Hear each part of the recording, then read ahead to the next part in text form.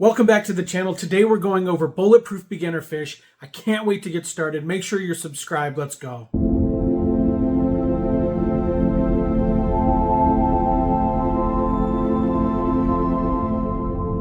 Now, what makes a beginner fish bulletproof? The first thing would be hardiness. This means that the fish has an ability to live in a variety of parameters, including different types of pH levels and wide ranges of temperature. Also, behavior and temperament really have a lot to do with a beginner-friendly fish, primarily because you don't want fish that are always nipping or biting at other fish or killing them, and you don't really know how to properly set up a tank to break up territories to make a predatory fish actually be able to live in a community tank. Another aspect to beginner fish is cost effectiveness. Now look, you're gonna lose fish because you're a beginner. Everybody loses fish, even experienced people like me. So we want to make sure that they're cheap fish, but also emotionally cheap, right? Like if you lose them all the time, you'll get used to it. It's just a part of the hobby. If you buy a big flower horn that's $150 and then you lose it and it has a bunch of, personality, it's going to hurt both emotionally and your wallet. And lastly, you want to make sure that they're easy to obtain.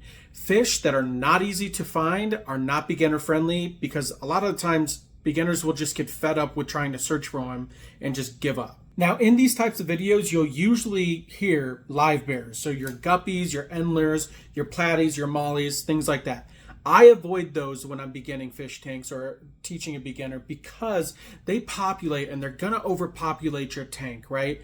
That tank behind me is gonna be filled with guppies within just a couple months, and you're gonna crash your cycle unless you get rid of a bunch of them. And as a beginner, you should not be a fish breeder, you should be a fish keeper. I also recommend staying away from betas and goldfish. Betas because they're overly aggressive and most beginners want to keep a community tank which doesn't thrive with a beta unless you know how to properly, distinguish territories.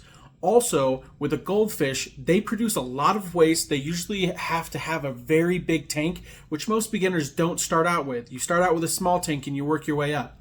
So just avoid those two types of fish and let's jump into the list. White cloud mountain minnows are my first fish on this list, and that is because they are the definition of hardy. They are very bulletproof towards most beginner mess ups. They can handle a wide variety of fluctuations to water parameters. These guys require a 15-gallon tank or 56 liters, and they'd like to be in a school of at least 6 or more. Now, these guys, temperature-wise, are from 65 to 77 Fahrenheit or 18 to 25 Celsius, and their pH ranges from 6.5 all the way up to 8.5, which is a really large range. These guys can become stressed out in warmer waters. They're technically cold water fish, and most of the time you don't even need a heater in your tank to be able to keep these guys. They're a pretty stunning fish. Personally, I'm not one for huge, big, bright colors. These guys bring the perfect amount of pop, especially the long fin variety of these guys are super awesome. They eat all types of fish food. It really doesn't matter what you feed them. They're kind of garbage disposals. They're generally peaceful, but just like most fish, they're gonna get a little bit nippy when it comes to breeding time, but that's just all fish, really. Do me a favor and make sure that you're subscribed right now because I just hit 1K subscribers and I'm gonna be doing a giveaway that you don't want to miss out on, but you can't win if you're not subscribed. Ember tetras are my next favorite fish and I just really love them. I keep them in my tank right behind me. They are just super hardy and very easy fish. They require at least 10 gallons or 37 liters. They can handle a wide variety of pH from 5.5 to about 7.5. Their temp ranges from 72 to 80. They're just very wide range type of fish, and it shows because they're extremely hardy. These guys prefer low flow in their tank. They're social fish, so they usually like to be kept in schools of like 6 to 10. And also, they have very small mouths, so when it comes to attacking other fish or shrimp, you don't have to really ever worry about them because their mouths just aren't big enough. Harlequin rasbora. These are some of my favorite fish, primarily because of their coloration and, well, the little markings that they have on the side of their body. These guys should be kept in a 15+ gallon tank or 56 liters. They prefer slightly acidic water, so 6 to 7.5 pH. Their temperature is 74 to 80 degrees Celsius, which is a pretty wide range for these guys. As long as it's stable, they're very hardy. They do thrive in groups of 6 or more, and, well, they have no specific diet. You can kind of feed them whatever, but I prefer to go with live food for all my fish anyway. What was that? It sounds like you're not subscribed. you should do that. Cardinal tetras are some of my favorite fish, and they're the next on the list, primarily because neon tetras are cool, but they're not hardy, and cardinal tetras definitely are, and they're more vibrant in a tank.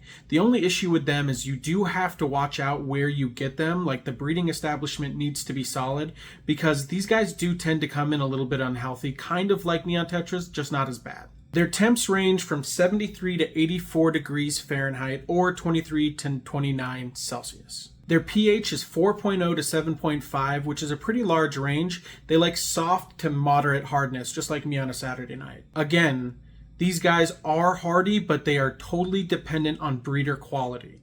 Make sure that you're getting it from a reputable source. They like to be kept in schools of 8 to 10, and they do definitely stick together in a tank.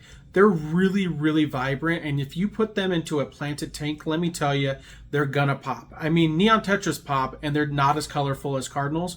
Cardinals are just bigger, brighter. They're like big billboards in your tank. They're super, super cool. They're also incredibly peaceful, and they're easy eaters. They don't require any type of very specific diet. Corridors are the next on the list, and let me tell you, it's gonna get the fish experts all up in a tizzy because they absolutely love corridors. This is an industry favorite. Cories have some of the best personalities in the game. I can't get over their little mouths and stuff and swimming all around. They're kind of clumsy, and I love it. Did you know that there's over 150 species of Corydora? It's wild. There's so many, and still more being discovered today. But another interesting fact is that they have spines on the back of their fins that are very sharp.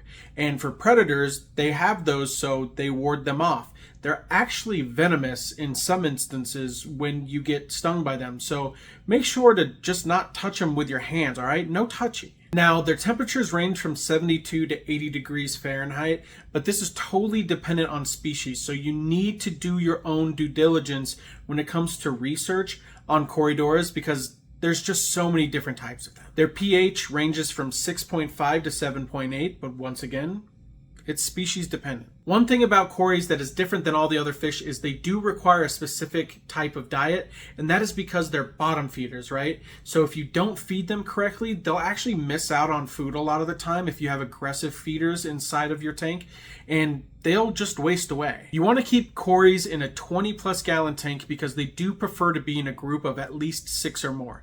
They're very social fish, and well, it's one of the best parts about cories because they look crazy inside of a tank all wiggling next to each other. Now look, you didn't mess up if you're keeping guppies or endlers or live bearers just in general.